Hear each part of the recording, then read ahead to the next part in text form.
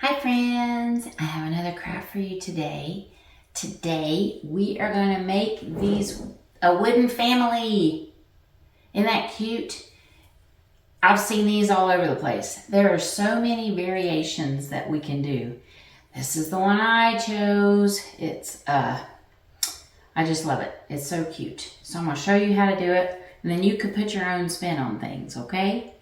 So this happens to be I bought a 2 by 2 by 8 feet, I think, at a wood place. You know, it's just a couple of $3 something, $3-4. It wasn't much.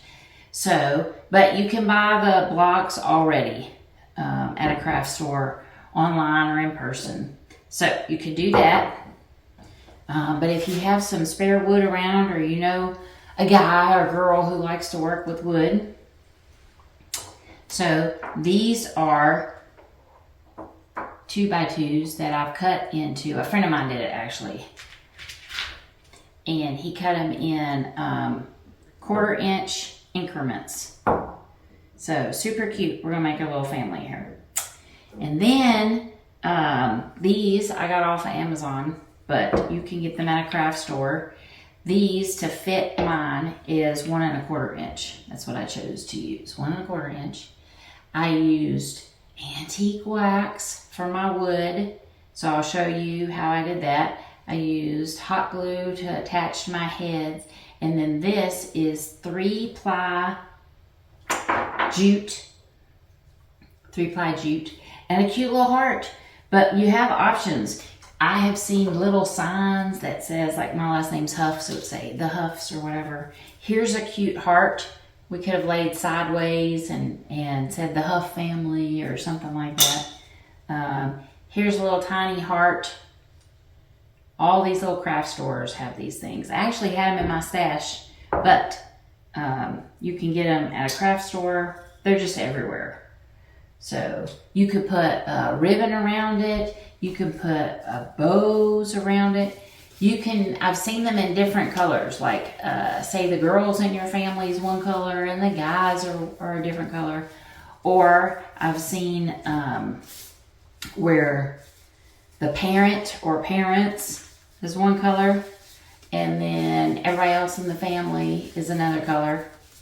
So the head of the household, doesn't have to be the parent, but you could have as big of a family as you want to make that work. So, I mean, really, it's endless how you can customize this to the way you want it to go, how you want it to look. Your favorite colors, whatever. Like me, I'm doing my favorite color. I'm doing the antique wax. So I've had this same bottle of antique wax forever. I keep using like saran wrap or something to make sure that it stays sealed up and I don't get it dried out on me, because I just love it and I love having it here all the time. So all you need to do with antique wax, I'm going to show a couple of different ways to do this, but you paint it on and wipe it off.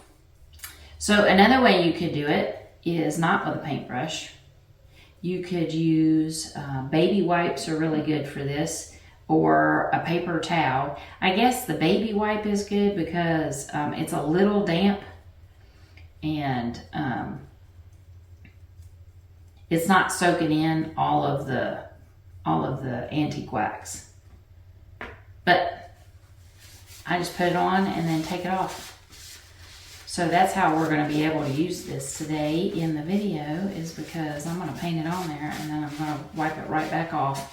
And the beauty of antique wax is it pulls out, it's kind of like a stain, but it's non-toxic. It doesn't have any fumes. It works like a stain, but see how the wood grain comes out? It goes on there and then comes off, and it's like it's staining your wood, and you can see all of your wood grain come out. Now, all this stuff I have on here, and I just dropped it on my table. Time out. Let's get this off. Don't want that to stay on there forever. Boop. Okay. Now, back to the show. So there's all kinds of wood options. I think this is just regular old pine.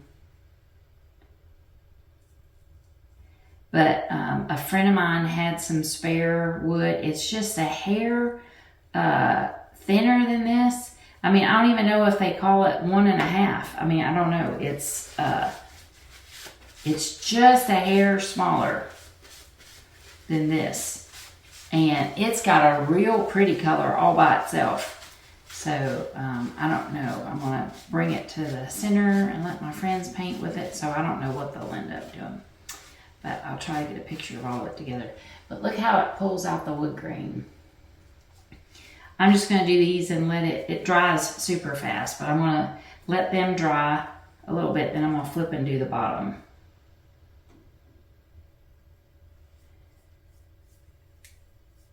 Bottom part that's going to be exposed. Not the foot part that it's sitting on. No need to paint that.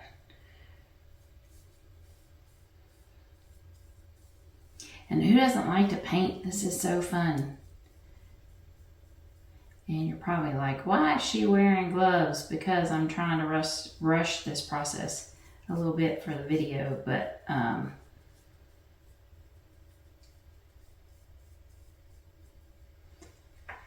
try not to be crazy messy and stain my hands. All right, so paint it on, wipe it off.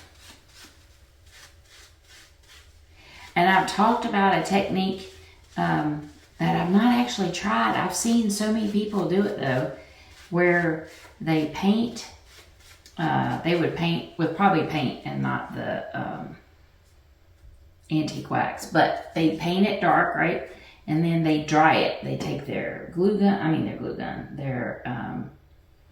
heat gun or hair dryer or let it dry. I don't usually have that much patience. And then they take Vaseline and they scrape Vaseline. They just take Vaseline out of the jar and rub it on top, just haphazardly, on top of the dried brown paint. And then over top of the Vaseline, they paint white or cream, a lighter color, over top of the Vaseline. And just kind of haphazard, not trying to make sure the whole thing's covered perfect, you know, not worrying about it, because they get a paint scraper.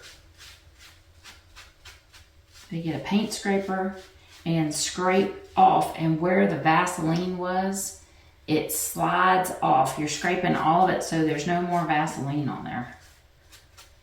And it leaves streaks of white. It looks so fun. I'm going to have to try that. Alright, starting with the first one, and I'm just going to paint this part that I didn't already paint at the bottom. Whoops, I forgot I did 3 sides there. So, I don't need a whole lot on there. Put it on, take it off. It won't matter if you overlap necessarily,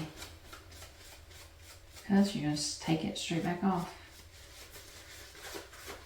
Alright, that's one. Might have enough on here. Yep. At least to start, right?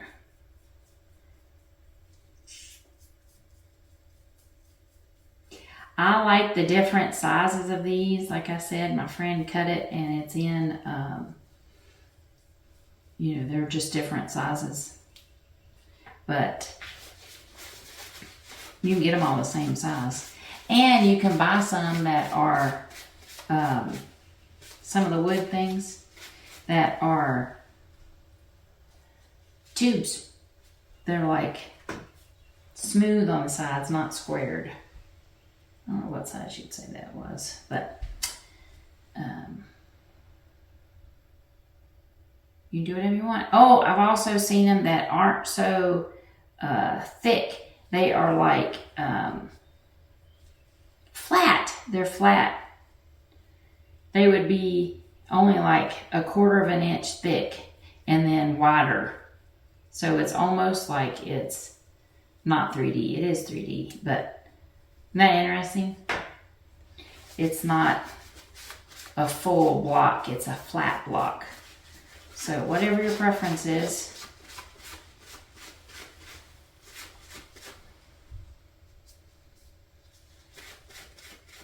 All right. There we go. Ta-da!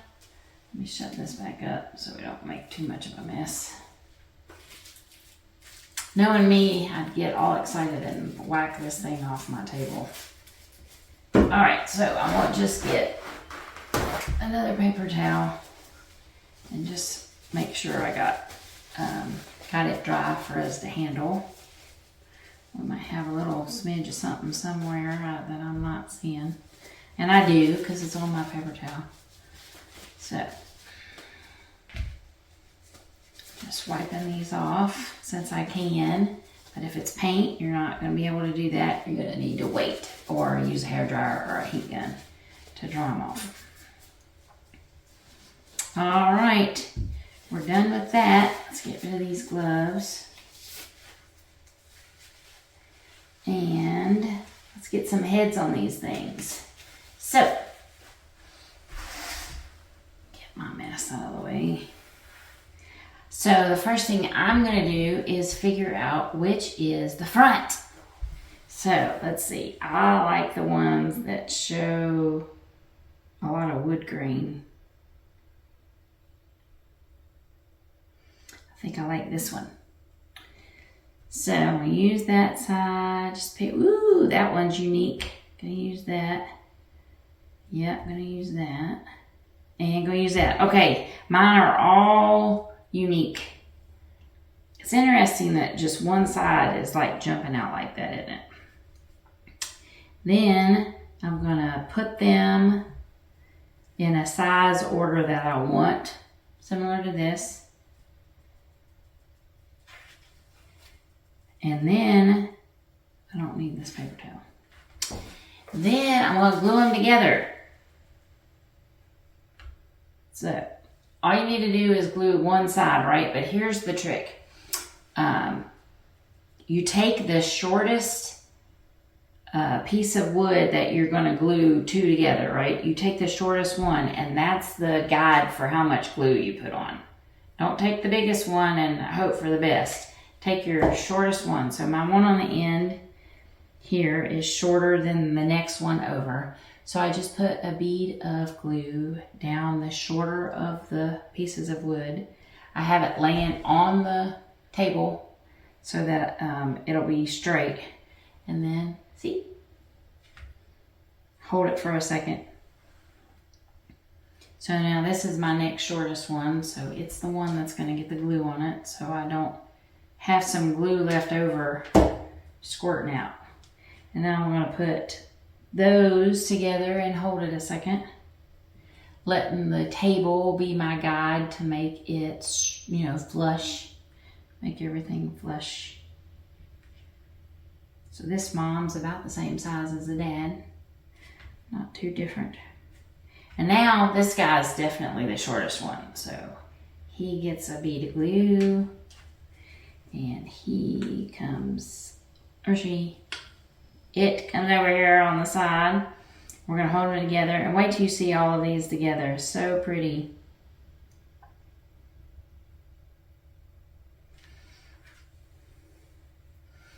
Isn't that cute?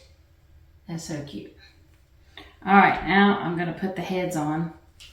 I'm not coloring the heads. I like the difference in the two colors of the body and the head. So I put the glue, a generous amount, on the body and then set it. On the head. So sorry, I put the glue on the head because it's the smaller piece that I'm gluing, right? I don't want to accidentally have too much. Hold it there a second. And that little dude's got a head. we just repeat the process.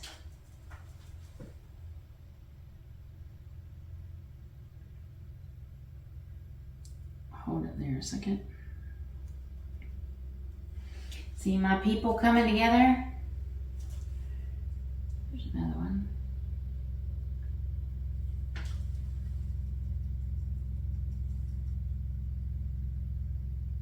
They make these balls that have a flat end to them. They might be kind of knobs. I think they might be knobs, like you screw onto a drawer or something, and there's a flat end. They work great for gnome noses. And they'd be great for this too, but they're not a necessity.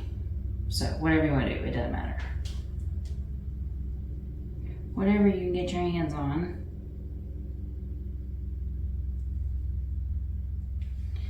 And here's our family so far. Isn't that cute?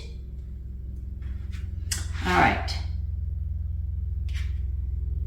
Yep, that's cute.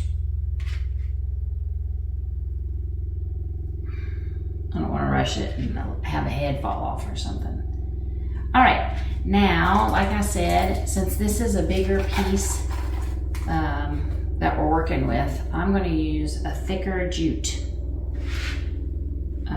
So my aim is to do just like this one. I'm going to use the small heart because I like it. So, but I want to start gluing. I glued this on the back.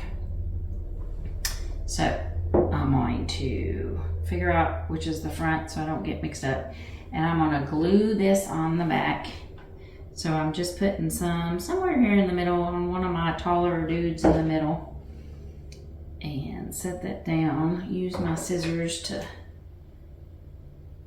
hold it down for a second while it's getting solid and holding it on there. Nice.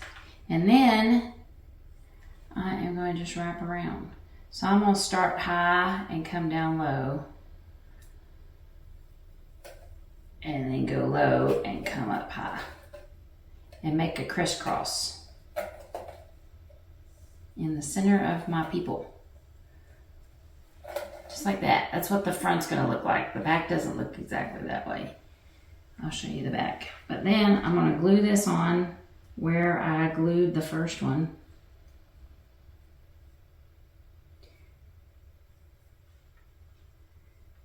And add a little bit more glue.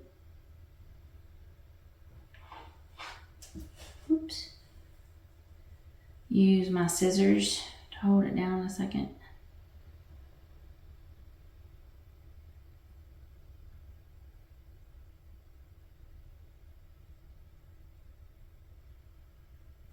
And then snip off the extra.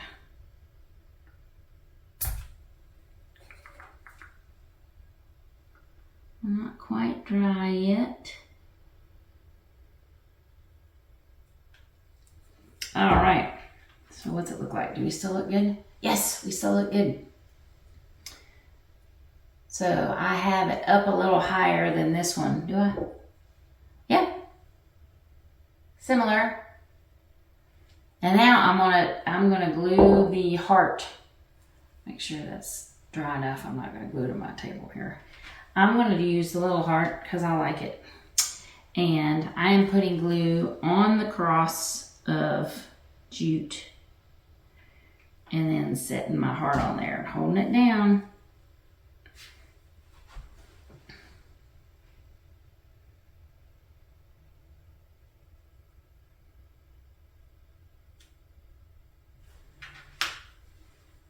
And there's our family. There we go. See, it's super easy, but it's so cute. You can make it your own, your favorite colors. I love them. All right, that's it. Simple craft, but so fun to be with you today. And we're finished. Thanks so much for joining me. I hope you had a good time. I hope you try it yourself. And we'll see you next time. Bye.